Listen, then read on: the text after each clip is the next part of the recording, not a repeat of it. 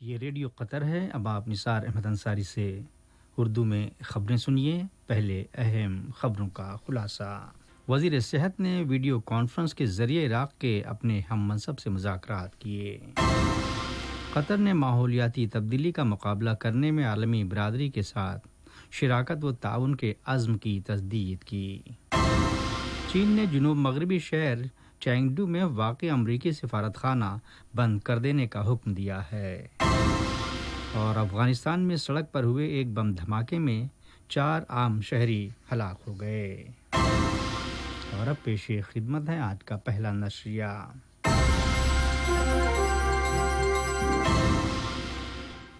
بسم اللہ الرحمن الرحیم۔ وزیر صحت ڈاکٹر حنان محمد القواری نے ویڈیو کانفرنس کے ذریعے عراق کے اپنے ہم منصب حسن محمد التمیمی سے بات چیت کی۔ اس دوران ہوئی گفت و شنید عراق میں کووڈ-19 کی وبا کا مقابلہ کرنے کے لیے صاحب سمو امیر شیخ تمیم بن حمد آل ثانی کی زیر ہدایت وہاں بھیجے گئے طبی ساز و سامان سے آراستہ 2 فیلڈ ہاسپٹلز کے فریم ورک کی روشنی میں دونوں ملکوں کے شعبہ صحت میں تعاون کو فروغ دینے کے وسائل پر مرکوز رہی۔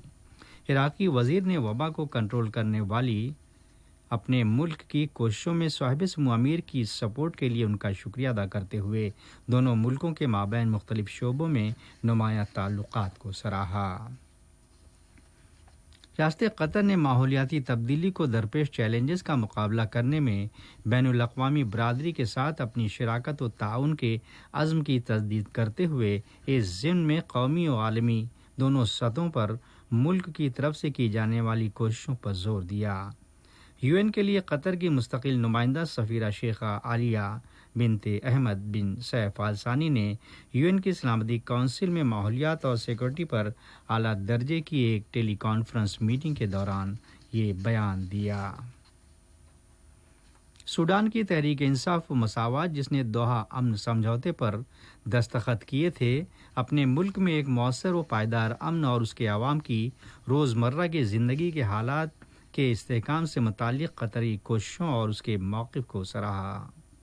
تحریک نے زور دے کر کہا کہ قطر نے علاقائی و بین الاقوامی سطحوں پر اس تعلق سے ایسے موقف اپنائے جن سے سوڈان میں امن کے عمل کے لیے مثبت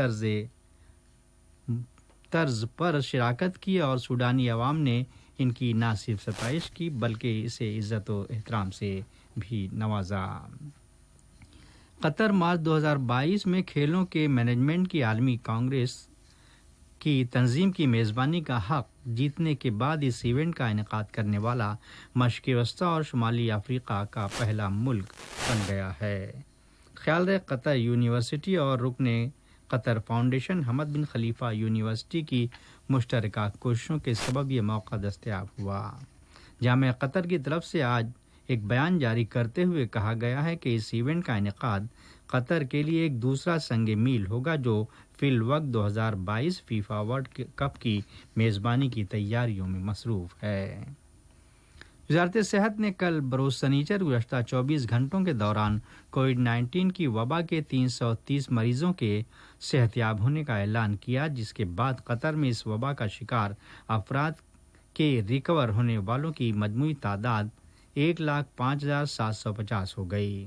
خبر کے مطابق وزارت نے 398 نئے کنفرم کیسز کی اطلاع بھی دی۔ واضح قطر میں کووڈ-19 کے عدم پھیلاؤ کے لیے اٹھائے گئے اقدامات کامیاب رہے ہیں۔ یہی وجہ ہے کہ روزانہ شفا پانے والے مریضوں کی تعداد میں مسلسل اضافہ اور نئے معاملات میں بتدریج کمی ہوتی جا رہی ہے۔ رپورٹ میں کہا گیا ہے کہ وبا پر کنٹرول میں کامیابی کے باوجود احتیاطی تدابیر اور اقدام پر سختی سے عمل درآمد کا سلسلہ جاری ہے۔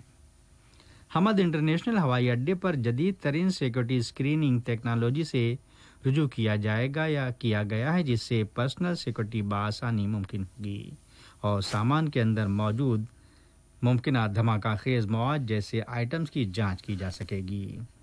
واضح ہے مرحلے وار کھلنے والے ٹرانسفر گیٹس کے تمام ٹرانسفر اسکریننگ چیک پوائنٹس پر C2 ٹیکنالوجی کا استعمال کیا جائے گا، جس سے ایئرپورٹ کی سیکورٹی اور انسپیکشن کے عمل میں تیزی آئے گی۔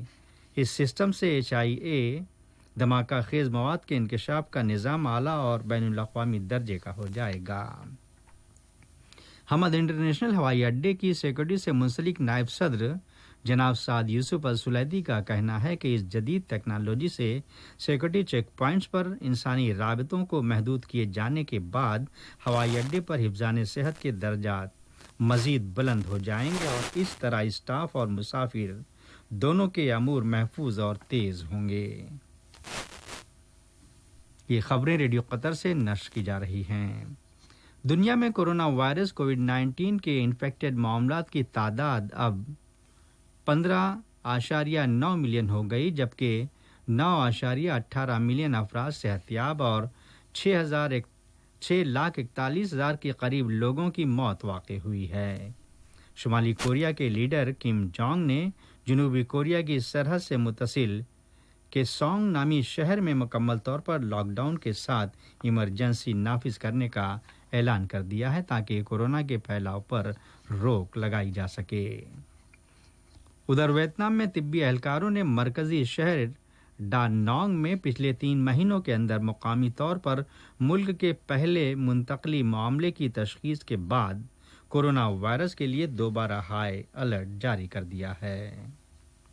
اسپین میں کورونا وائرس کے کیسز میں کمی کرنے کے تناظر میں نئے اقدامات سے رجوع کیا گیا ہے، جبکہ وائرس کے پھیلاؤ کی دوسری لہر کا خدشہ سر پر منڈلا رہا ہے۔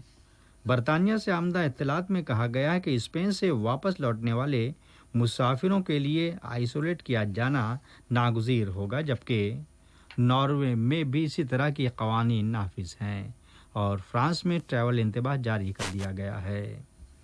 یاد رہے، جرمنی میں روزانہ ہونے والی اموات میں دوبارہ اضافے کے پیش نظر کووڈ-19 کی دوسری لہر کی وارننگ جاری کی گئی ہے۔ اموات میں اضافے کو لے کر بیماریوں کے انسداد سے متعلق جرمنی کا ادارہ اسے تشویش کا ایک جواز گردانتا ہے۔ چین نے امریکہ کو جنوب مغربی شہر چینگڈو میں واقع اس کے سفارتخانے کو بند کر دینے کا حکم صادر کیا ہے، جو رواں ہفتے واشنگٹن کی طرف سے ہیوسٹن میں موجود چینی سفارتخانے کو بند کیے جانے کے رد عمل میں اٹھایا گیا ایک انتہائی قدم ہے۔ چین کی وزارت خارجہ کا کہنا ہے کہ چینگڈو کے مشن کا بند کیا جانا امریکہ کے بلا جواز اقدامات کے لیے ایک قانونی اور ضروری رد عمل ہے۔ حالانکہ یہ واضح نہیں کہ امریکی سفارتخانہ کب بند ہوگا، لیکن مقامی رپورٹس کا کہنا ہے کہ 72 گھنٹوں کی وارننگ دی گئی ہے۔ آسٹریلیا نے جنوبی بحیرہ چین میں بیجنگ کے علاقائی و سمندری حقوق کے دعووں کو UN کے ایک باضابطہ اعلانیے میں مسترد کیا ہے، جو بڑھتی ہوئی حالیہ کشیدگی کے بیچ واشنگٹن کے ساتھ اتحاد کے مزید قریب تر ہو جانے کا مظہر ہے۔ خیال رہے، امریکی وزیر خارجہ مسٹر مائک پومپیو نے جنوبی بحیرہ چین میں بیجنگ کی جانب سے علاقائی و ریسورسز کے حقوق کو غیر قانونی قرار دیے جانے کے بعد آسٹریلیا کا اعلان سامنے آیا۔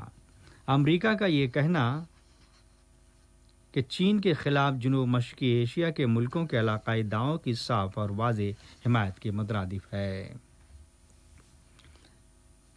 صومالیہ کی پارلیمنٹ نے وزیر اعظم حسن علی کو عدم اعتماد کے ووٹ کے ذریعے معزول کر دیا اور صدر محمد عبداللہ محمد نے اس فیصلے کو قبول بھی کر لیا ہے، جو بقول ان کے مختلف گروپس پر مشتمل حکومت کے اتحاد کی حفاظت کے لیے ایک لازمی امر ہے۔